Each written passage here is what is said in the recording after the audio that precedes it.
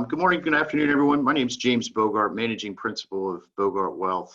Before I get going on the meeting today, just quick administrative items. I've got the question and answer box open as well as the chat box open.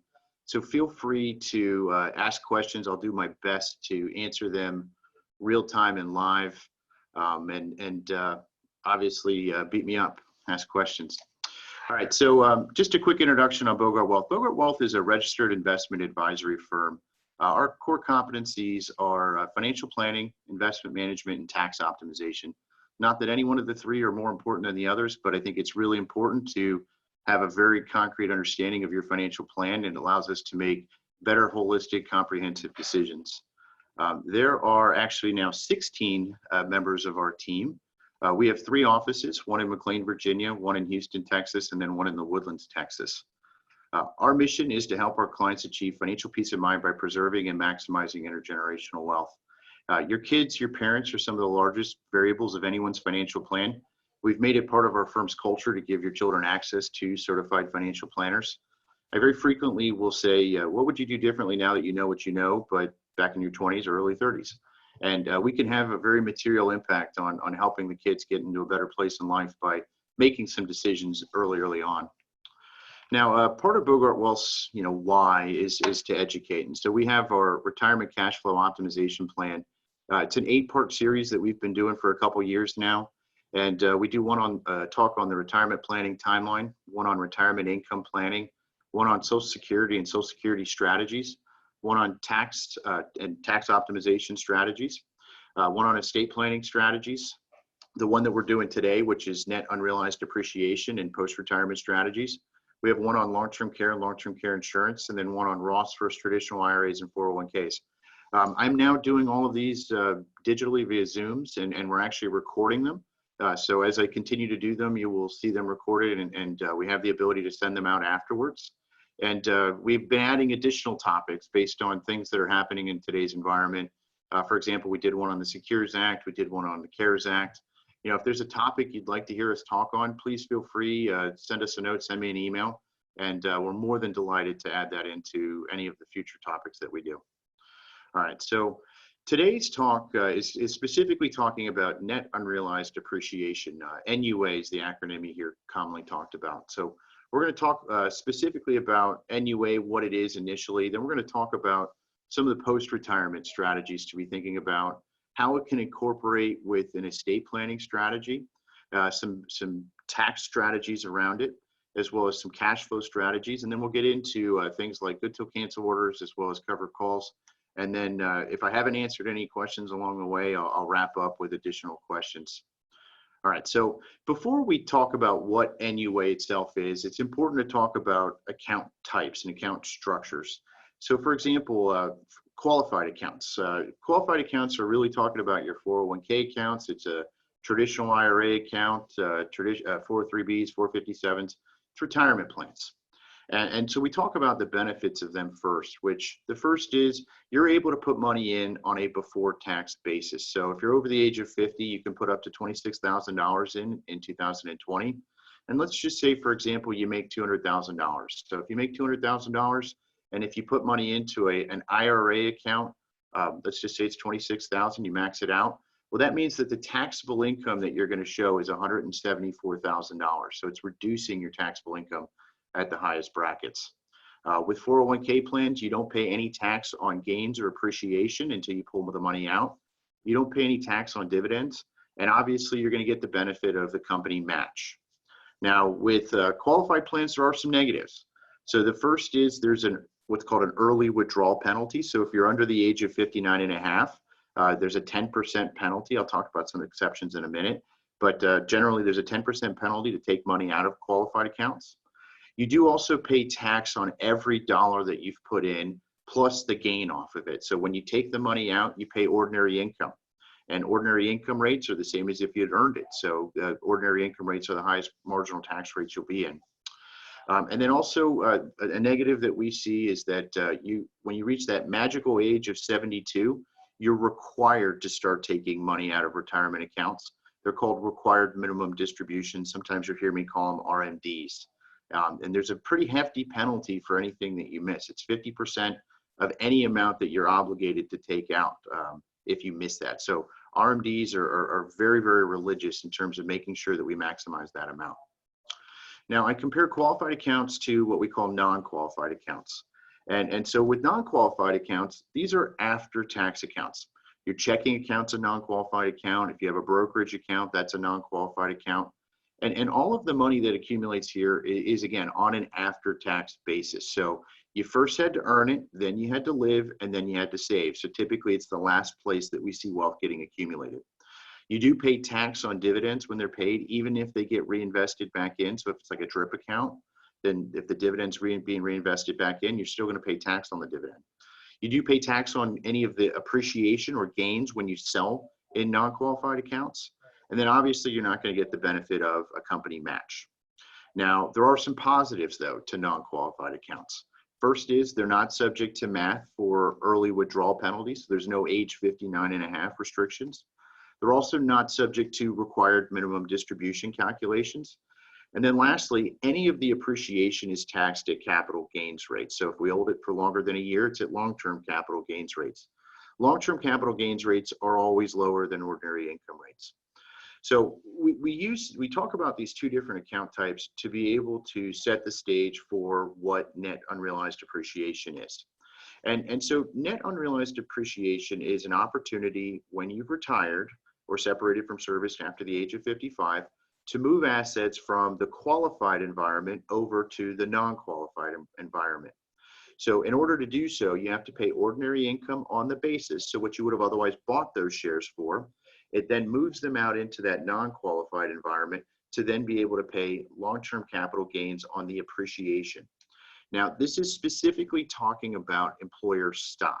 It's not talking about any of the other investment options that you have within there.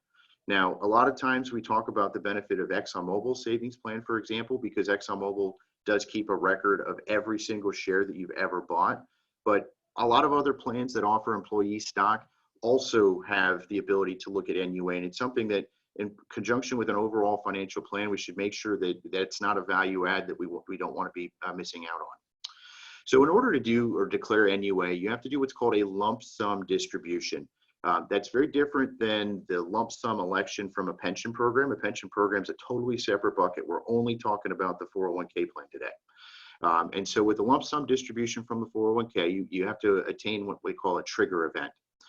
Those qualifying events would be separating from service after the age of 55, or retired and after the age of 59.5, or the last two are disability and then death. The last two really aren't all that great. Now, in order to do this, we have to take everything out of your 401k plan. We can't just carve out and say we're just going to take advantage of NUA.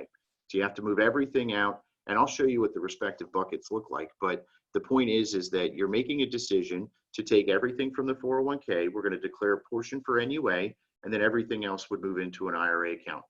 So really, this is a tax strategy. It's a tax strategy to try to save you some money. You know, with stocks being down as much as they are, and again, you'll hear me talk a lot about ExxonMobil today, but ExxonMobil stock obviously has had a very difficult year. Some of the value of NUA has started to diminish, and it's made the tax preparation or planning work even more important than normal. But the value of the essence of what NUA is still does hold true, in that if we can move from an environment where we would otherwise be paying ordinary income on the entire amount that we pull out versus paying ordinary income on the basis amount to get the gains at long-term capital gains rates, it makes sense still. And it really needs to be part of a holistic portion of a plan. So really, NUA is looking at the current stock price minus what you paid for it, and that's the gain. That's the NUA. And so that's what we're really trying to target and declare on this.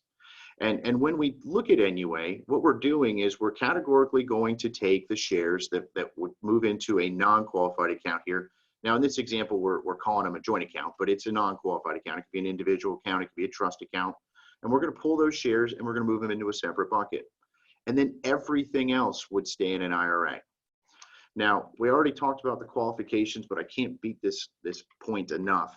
You know, in order to do NUA, it really is a one-shot deal. We got to get it right on the front end. And so it's really important to understand the tax implications associated with moving money between retirement accounts.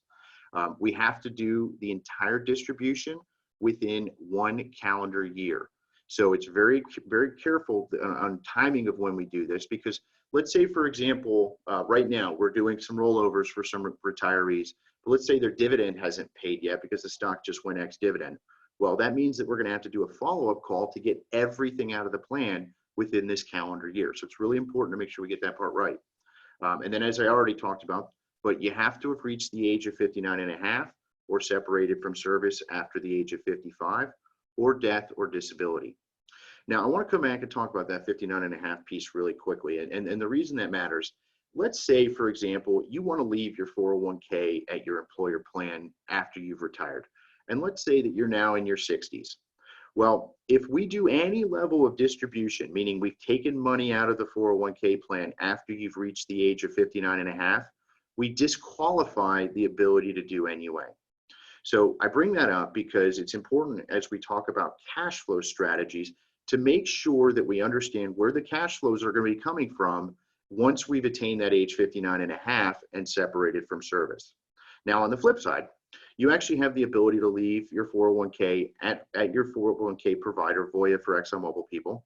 Well, you can leave it there if you've retired before 59 and a half, and you can actually use that as part of the cash flow strategy, because there is a provision in the ExxonMobil plan that allows you to take money out once a year without paying any penalty. You still pay ordinary income, but you don't pay penalty. And then you get a reset at 59 and a half to be able to use for NUA. So again, it's important to understand the planning to make sure that we're really executing appropriately. All right, so here's an example, and we're going to use the ExxonMobil savings plan because this is the one that gets talked about the most. But it's specifically talking about your employer stock portion. Now, there's also another nuance here that does matter. If you happen to have what we call pre-86, post-87 tax paid credit balance, that's after tax money you've put into the 401k, that actually gives us some additional planning strategies, because with that pre-87, post-86 balance, and here's a zoom in of it, we actually have the ability to withdraw it. We can actually roll that to a Roth IRA, or we can apply it to the cost basis of the NUA shares. And I'll talk about what that means here in a minute, but it's very different than the number that's listed under the after-tax line item. So a lot of people get confused here. They see the pre-87 number, but they think we're talking about the after-tax number, and we're not. We're actually talking specifically about this pre-87, post-86. It's very different than the after-tax amount. The after-tax amount is that pre-86, post-87 number, plus all of the gain that we've seen off of those amounts. And that's not what we're talking about. We really care about what you've put in on an after-tax basis. I had a question come in real quick. I wanted to make sure I hit that. Since ExxonMobil stocks are $30 lower than a year ago, does it not mean the taxes you pay when you exercise NUA will be a lot lower? If the price recovers later, that gain will be taxed at capital gains rate.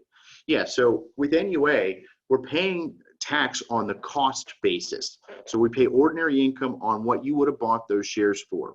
The gain, whatever the stock price is when you sell it, is what you pay long-term capital gains on. I've got an example coming up here in a second that I think would help. So I'll come back and talk about the pre-87 again in a minute. But when we look at your savings plan statement and we're determining what the basis amounts are for NUA, we need to see what the cost basis is. So ExxonMobil is very, very unique in that they keep a record of every single share that you ever bought of ExxonMobil stock and what you paid for it. Most other company plans take an average amount. They just bundle it all together and they say, all right, your average basis for your stock is this amount. Now, that doesn't mean that NUA couldn't work for you, because if the stocks had significant appreciation of your career, we still could have some really, really low basis in there relative to where it is today.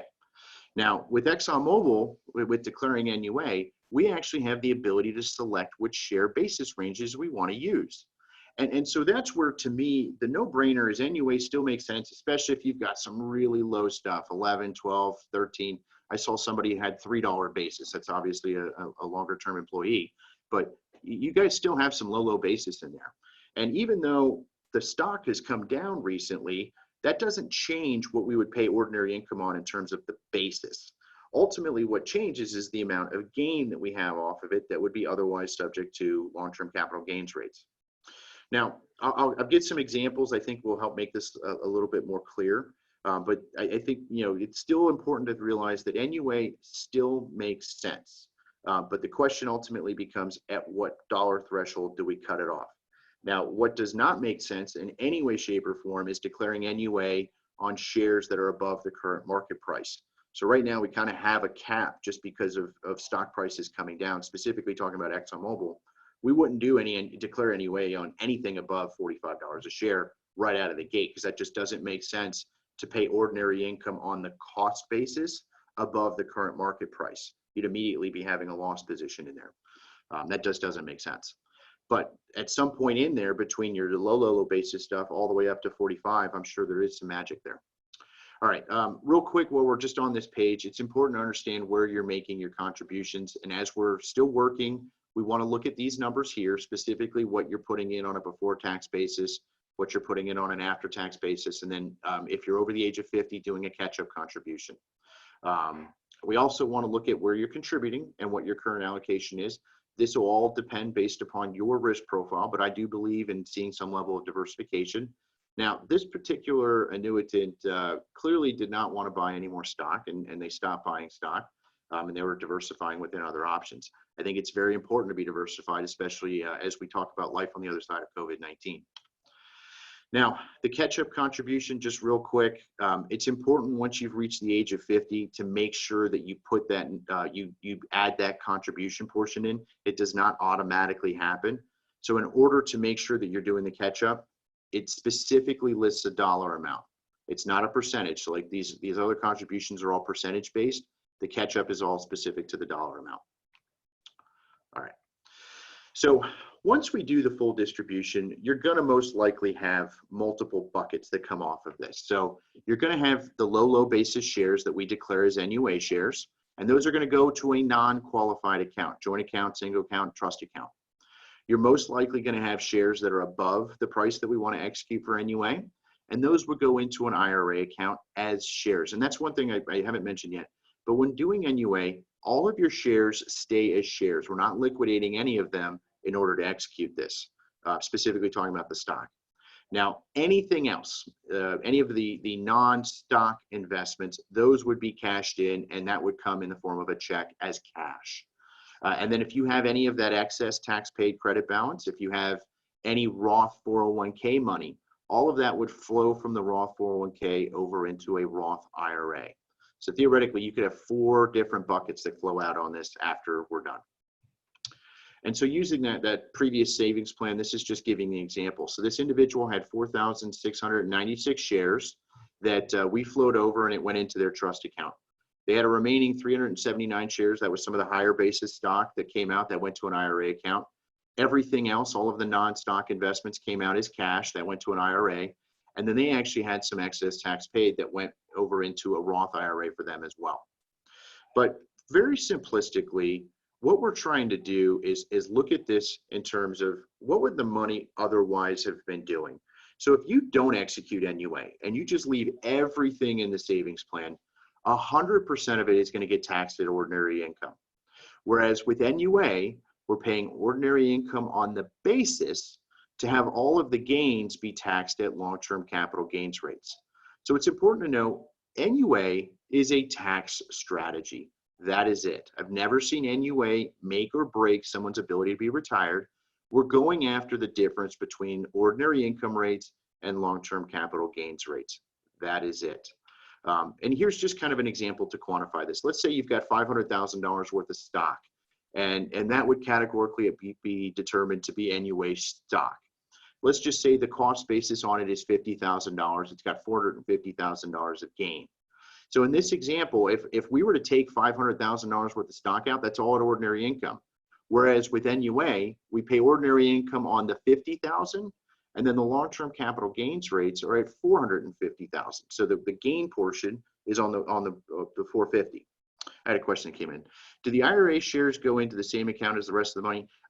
The answer is yes, they can. Going back to this slide here, we annotate the difference of core versus managed. Strictly, that's more of a Bogart Wealth thing. But yes, all of that IRA money can go into the same category. The reason that we denote them differently is because the stock we want to keep separate, that it's going to stay as stock, and then the cash portion, we're going to need to come up with an investment strategy for that portion, whether it's going into something that Bogart Wealth is helping with, or ultimately wherever it ends up going. Yes, it can be invested there. All right. So talking about the differences just in the capital gains rate. So we know ordinary income rates go from 10% to 12% to 22 to 24 to 20 to 32 to 35 to 37. But capital gains rates are always, always, always lower than ordinary income rates. So capital gains rates go from 0 to 15% to 18.8% to 23.8%. It's all dependent upon how much income you make in any given year.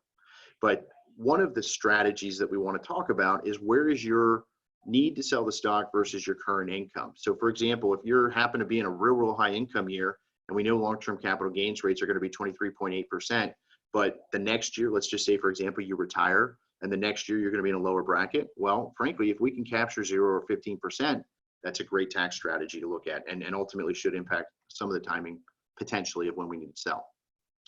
All right, so here's just a more granular example of NUA and kind of showing the difference in ultimately the savings. So this is an individual that had 6,452 shares that we declared at NUA. The cost basis of those shares was $29,046 a share. So this particular individual also had tax paid credit balance of $187,000.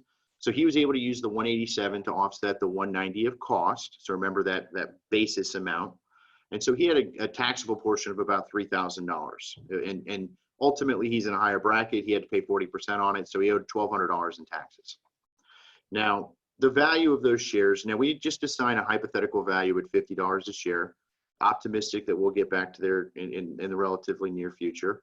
But again, let's just say that those shares are worth $322,000. Minus his basis, he's got gain of $132,000.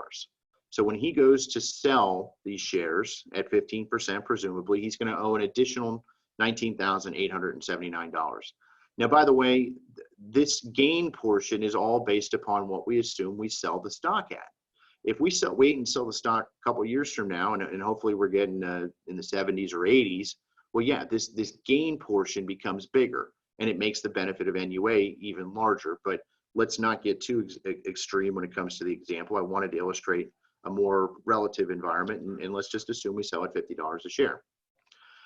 Now, the net proceeds here, let's look at the cost of the stock at 50 minus what the basis piece was, minus the capital gains. So this is net to this person. $301,000 came out to him after the tax obligation. Compared to, let's just say we took all of that money out of the IRA accounts. Let's just say he needed to take $322,000 out. Well, between his, and again, this is an individual that lives in Virginia, but we know marginal tax rates are at 32 in this example. And then we also know that he's going to have to pay another 5.75% for state taxes. He'd have to pay $129,000 in taxes. So ultimately, he's netting out $193,000. So if we look at the two comparatively, 301 after tax versus 193 after tax, if we had left it all in the savings plan and taken it from the IRA, the net benefit is $107,000, almost $108,000. So NUA still made sense, even though the stock price is lower. Now, if the stock price goes higher, NUA is going to make even more sense. But again, let's handicap it and be conservative under the current environment. And it still looks like this makes sense. So let's talk a little bit about factors that favor doing more NUA versus factors that favor doing less NUA. So if you believe that the stock price, whether it's Exxon or any other stock, is going to rise in the future, then we should do more NUA. If you have plans to use the proceeds from the NUA sooner, let's just say, for example, we're buying a larger house, so you have a big expense, whatever, then we should do more NUA. And for those retirees that are coming in under 59.5, if you remember, non-qualified accounts do not have the 10% penalty. So we can use the NUA shares as part of the bridge. And then lastly, if we expect to have RMD issues in the future. And so what that means is that your required minimum distributions are going to force your tax bracket higher. You're going to be in a higher taxable income environment than you might want to be. Then we should also look at doing NUA as well. Now, some factors that favor doing less NUA. So if you believe the stock price is going to fall in the future and stay down, then we should do less NUA. If you have no plans of ever selling the shares, then we shouldn't even consider doing NUA, because ultimately the benefit of the tax savings comes from the differential of the tax environment. So if you're never going to sell the stock, you'll never really realize the benefit of NUA if you never sell those shares. And then also, if you have a preference to have that tax paid credit balance go to the Roth IRA, we should do less NUA.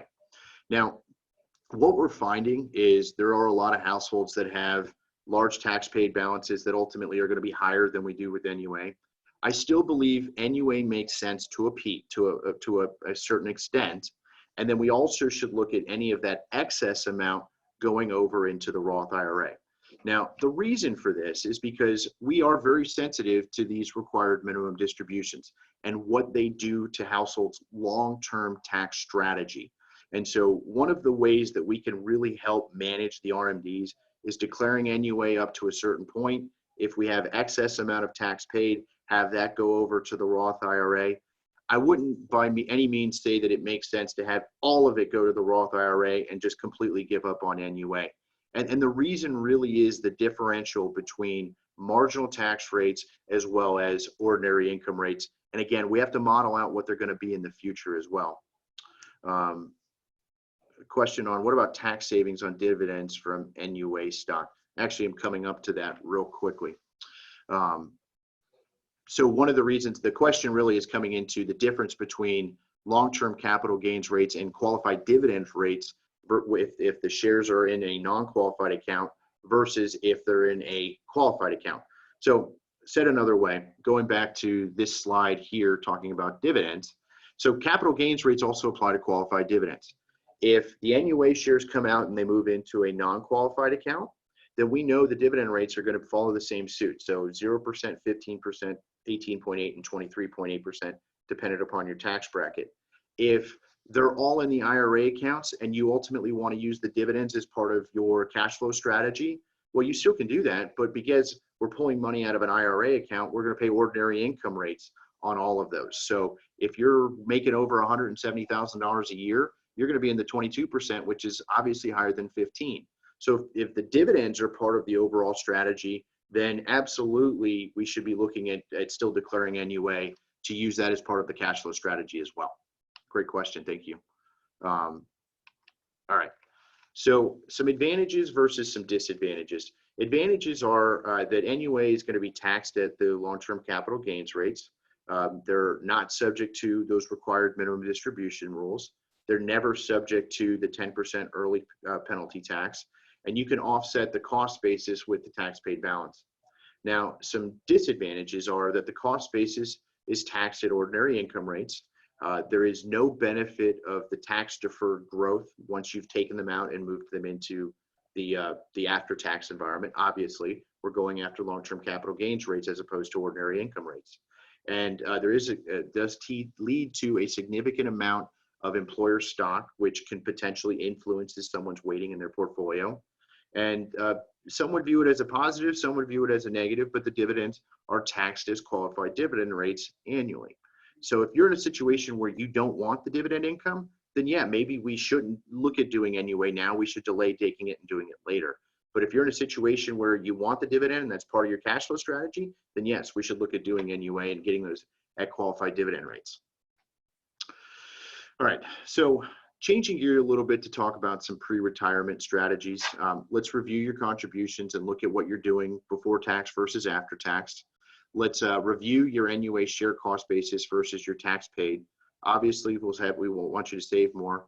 And we want to be very careful if you have low basis shares before you go selling from the savings plan. One thing that I've seen happen is if we use rebalancing tools that ExxonMobil has on their 401k, those are great tools, but they have no consideration whatsoever for the cost basis of those NUA shares. I've seen employees who have used the rebalancing tool to change their 401k allocation. And ultimately what happened was, even if they left the percentage of stock the exact same, ExxonMobil still went and sold out of the low basis and bought them back. That's a huge problem, especially if NUA was a big part of the tax strategy. And every instance where I've seen that happen, the company does not go back and fix it. So It's one of those we got to be very careful. What I recommend is if you're going to do any trades within the savings plan, call the order in, tell them that you want to do certain adjustments within the 401k, and that way ultimately Voya would be liable if they made a mistake, and it protects you from blown out of the NUA. All right, some post strategies. So we're going to talk about estate planning, tax strategies, cash flow strategies, what are called good till cancel orders, and then cover calls. So with estate planning, it's really important to understand the impact that NUA has on the other side as we finalize some of the overall planning. But your beneficiaries can still enjoy that NUA tax benefit. So if you're holding NUA stock at death, your heirs will still pay long-term capital gains when he or she sells on all of the NUA attributed portion. Anything above that, they get stepped up basis on. A lot of people get tricked up here. But let's go back and I'll use that same example that we did before. So if the NUA had 450,000 of gain, when you die, let's just say the stock is now worth 750,000. Your heirs are going to receive a step up in basis off the gain since you executed NUA, but they will still have to pay long-term capital gains on the same NUA portion as you did. This might help explain this. So again, remember we paid 50,000 of cost basis.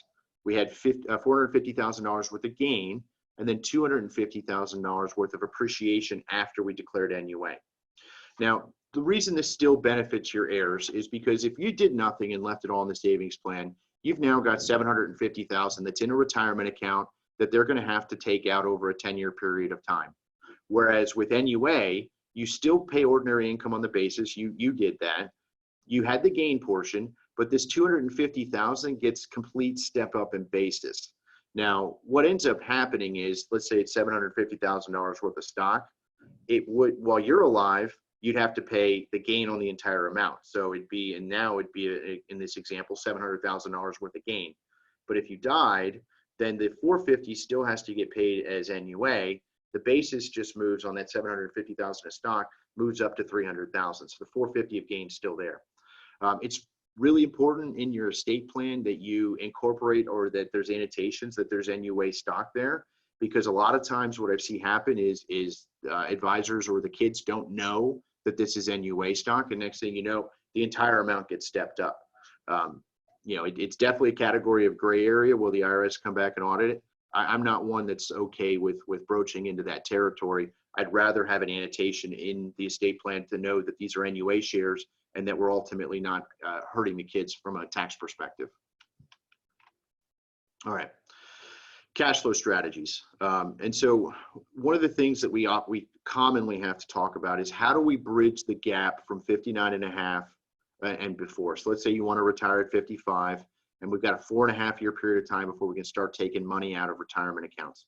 Now, this is talking about a normal environment. Because of the CARES Act, COVID-19, you can take money out of retirement accounts without paying a penalty. You still pay ordinary income. But in any other year, that's not a plan that we can count on reliably. So when we talk about cash flow strategies ahead of 59.5, we've got to look at outside savings. NUA becomes a part of it. You might be doing some part-time consulting work.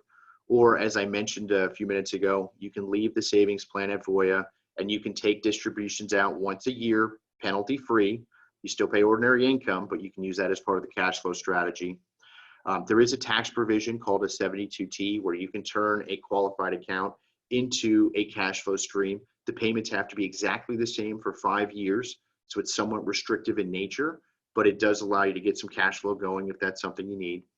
And then lastly, lines of credit. Now, whether this is margin accounts off of stock portfolios or a line of credit on a home, it's not my preferred go-to way, but I will tell you in this environment where folks that we're counting on NUA stock and the stocks come down to a point where now they're not willing to sell it or we just need to bridge the gap, lines of credit can be an option to kick the can, for lack of better words, where we temporarily are borrowing, whether against the stock or against the house, until we get to 59.5. The reason I say it is, let's just say we can borrow at 2.75 or 3.25 to avoid a 10% penalty. The math on that still works. And then sometimes we will use lines of credit to bridge timing for when we want to realize a taxable event as well. That again, temporary in nature, never a long-term investment strategy, but something that we might want to consider holistically. So when we talk about tax strategies and we talk about them in their entirety, it's important to understand what is the taxability of each of the different buckets of money we have available to us. For example, Social Security, this says may be partially taxable as ordinary income. We know the answer here. For basically every ExxonMobil household, 85 cents of every dollar is treated as ordinary income. Pension income, interest income, IRA and 401k distributions, all of those are taxed as ordinary income. Dividend income as well as long-term capital gains rates, they're all like qualified dividends and long-term capital gains rates. I'll come back to that in a second. Roth IRAs, not subject to tax. They're also not subject to required minimum distributions. And then liquidation of any investment principal. So if you've got money in a money market account or an after-tax account with no gains, that's not subject to tax either. So why I bring all of this up, because this does introduce another planning opportunity. Let's just say, for example, you're married, and let's say you need $150,000 a year to live on. So you need $12,500 a month. Well, if we've got 150 grand sitting in a money market account or a checking account, we can use that for your cash flow strategy. Brings your taxable income very, very, very low. And let's say we're at a point where we want to sell some of that highly appreciated stock. So if you're in the tax bracket of the 12% or lower, which is $80,950, I got to update that slide a little bit, but $80,950 of taxable income, then long-term capital gains rates are actually 0%. So we can use that as an opportunity to sell stock while we're in very, very low brackets and pay 0% on long-term capital gains. Well, ultimately, if we kind of manage this appropriately, do it over a couple year period of time, we're actually going to be in a scenario where we can take all of that stock out for NUA, pay potentially no tax if you've got after-tax money to offset the basis amount, and then incrementally sell the stock over a couple year period of time and pay nothing in taxes on it. And that's a pretty good strategy. At the same time too, let's say, for example, you're in the situation where required minimum distributions in later years are going to be very, very punitive to you. Well, maybe the strategy is we go ahead, we use the NUA stock to help reduce our taxable income early on so that we can do what are called Roth conversions. I've got a whole presentation on this, but Roth conversions are a great way to take money out of retirement accounts, move them over into Roth IRA accounts. We'll pay ordinary income now while we're in lower brackets in order to be able to prevent much, much higher brackets where the RMDs would be at in future years. So it's another planning strategy to help reduce lifetime tax. And you'll notice a recurring theme with us. We're real big on tax efficiency. All right. Now, good till cancel orders. I have not been doing a ton of these lately, but ultimately it's one of those things that if we want to get very, very specific on selling the stock at a very, very specific price, I'm going to use an example from what we did last year, which was we had a bunch of good till cancel orders in at $83 a share. Well, a lot of us would love to have sold our stock at $83 a share right now, but ultimately that was part of the strategy where we picked several price points that we were comfortable selling stock. Some were 80, 83, 85, 88. Well, here's where an example where we had our 83s and they all went off. As soon as the stock ticks up to that exact point, the good till cancel order goes off. That order will stay in place until it hits that price point. Once it does, it executes. And ultimately, if it never hits that price point, it'll still stay in place. So we still have good till cancel orders at significantly higher price points as the stocks come down. But one of the reasons I bring this up is because when you retire, you can leave the savings plan at Voya for as long as you want. However, if part of the plan is to diversify away from ExxonMobil stock, one of the big negatives is that you're not able to be very specific on the stock price where you execute when you're within the 401k plan. You get the average price the following day. And as we've seen, especially in this market environment, we can have massive fluctuations every single day that ultimately you could get a very different price than what you thought you were.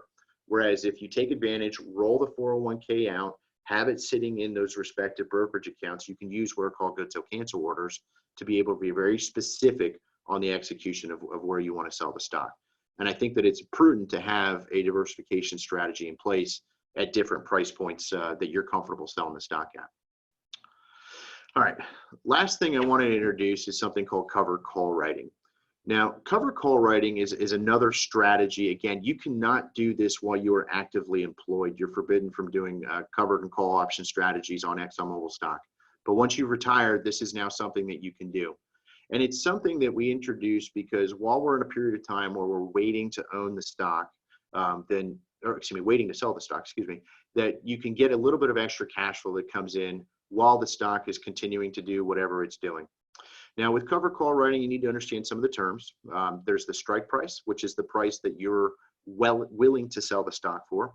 There's the time frame. That's the duration that you're giving somebody the ability to buy your shares from you. There's the premium, and then there's the underlying value of the stock. So here's an example. Now, obviously, these slides have had to be updated based upon what's happening with the current stock price. But let's say, for example, you want to go ahead and give somebody a cover call, the ability to buy your stock from you at $80 a share. Well, I think a lot of us would love selling the stock at $80 a share. Well, frankly, the January 2022s, this is one that we can do now. So the premium is the dollars that you would receive today. So if we wrote that call option today, you would get $1 per share that you do. The strike price would be that $80. One call is the equivalent of 100 shares, so 10 calls would be 1,000 shares. So let's just say, for example, we did 10 calls. So you get 10 times $1, you're going to get $1,000 today. So there's two possible outcomes here between now and this example is using January 2022. The stock can either stay under $80 a share or it can go over $80 a share.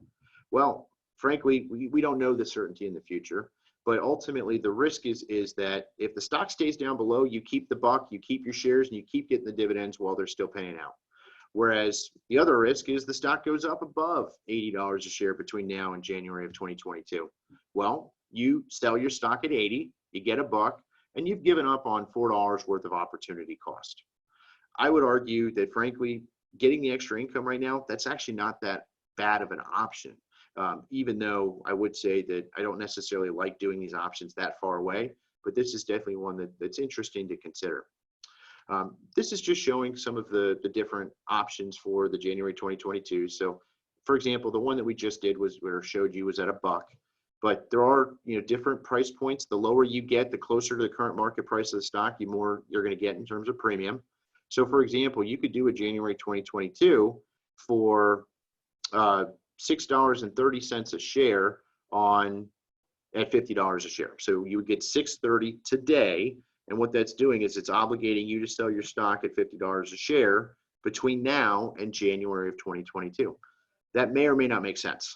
But ultimately, that's one where the closer you are to the current price, the more premium you're going to get. The further away you are, the less premium you're going to get. But on the flip side, the longer you give somebody in duration, that time horizon, the more premium you're going to get as well. For example, if we looked at this and just did January 2021s, well, that's obviously not going to be anywhere near as attractive. You're going to get probably closer to 30 cents on the $80 a share. And so then ultimately, does it really make sense? Well, we got to look at your situation.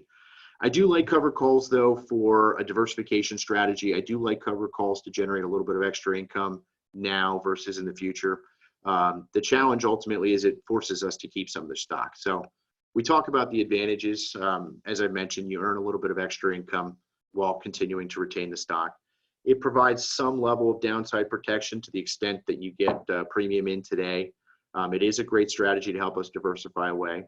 The disadvantages, though, as I already mentioned, is it does cap the profit. You might be required to sell the stock, which for most, that's not necessarily a bad thing, especially if we look at something like an $80 execution price in 2022. Well, frankly, that's not really bad. And the downside protection is limited to the amount of premium you receive. One that I would also say on here is with cover calls, a disadvantage. If ultimately the goal is to diversify away from the stock, cover calls might not be the way to do it, because you could still potentially own the stock in that respective time frame. And ultimately, there's opportunity cost associated with what something does in the future versus what it does today. And so I do think that cover calls make sense. It's a strategy that your advisor should be talking about with you. Now, there's going to be environments where they're much more advantageous than others. I would say that right now, with where the stock is trading at, I'm not overly excited about them, but I will say that January 2022 at $80 a share does make me pause a little bit and think maybe that makes sense. But I do typically like to see a little bit more premium. And when we calculate it, we're looking for a 6% NPV off of the appreciation on the premium. So we have to factor in the value of the time that we're giving somebody in order to have the right to buy the stock. So that's one that we can happily have one-on-one, but remember, you cannot do this while you're actively employed on ExxonMobil stock or any other energy or futures related company as well. All right, so that's all I had for today. One of the calls to action for many of these is to sit down and run your numbers.